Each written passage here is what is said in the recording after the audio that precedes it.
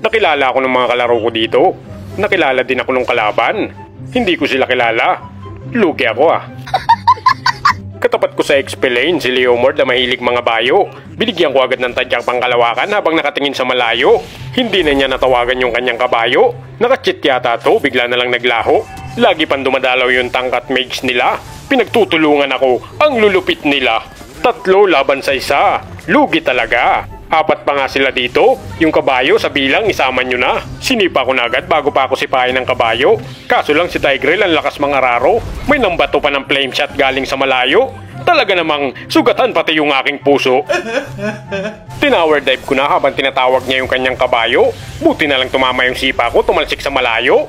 Nabigyan pa si Edith, hindi na nakapagtago. Papalag din sana itong akyat bahay, kaso lang natakot kay Cyclops. Nakatakas, tuluyang naglaho. Itong akyat bahay, bala ko sanang bigyan, kaso lang si Tigreal biglang humarang. Siya tuloy ang nakatikim ng matikabong tadyak pang kalawakan. Ito namang si Kimi, balak wasakin yung tower. Hindi niya alam si Chupapi, abanger. Nakatikim tuloy ng kilikili power. Diba ang sakit pag bigla mong na-discover na may iba na ang iyong lover? Dun mo marirealize na walang forever. Sabi ni Idol, ganun daw talaga pag nagsawa na o hindi makontento sa kung anong meron. Grabe nga yun, ang sakit sa puso.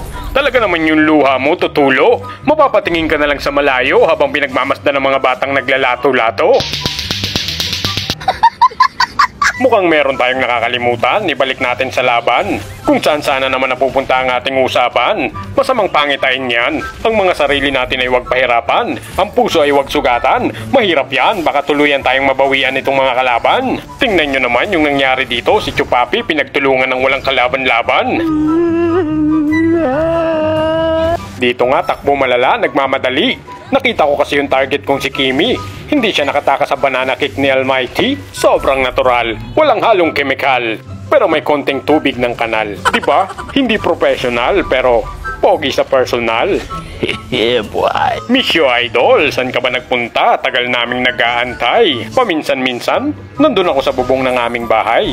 Pinagmamasdan ko yung mga pusang nag-aaway. Minsan nasa may kanto, nakatambay. Nakikinig sa mga nagchichismisang kapitbahay. Ganun lang ang buhay, simple at makulay. Pero huwag kayong mag-alala, magpo-focus na ako sa mga content para hindi na kayo nag-aantay. Nice. Humuhugot naman si Idol. Bakit daw kahit anong gawin ko, siya pa rin ang sinisigaw ng puso ko. Bakit ka naman magpapalamon sa lungkot, Idol? Kung naging masaya ka nung nakilala mo siya, isipin mo rin yung mga bagay na masaya ka nung wala pa siya.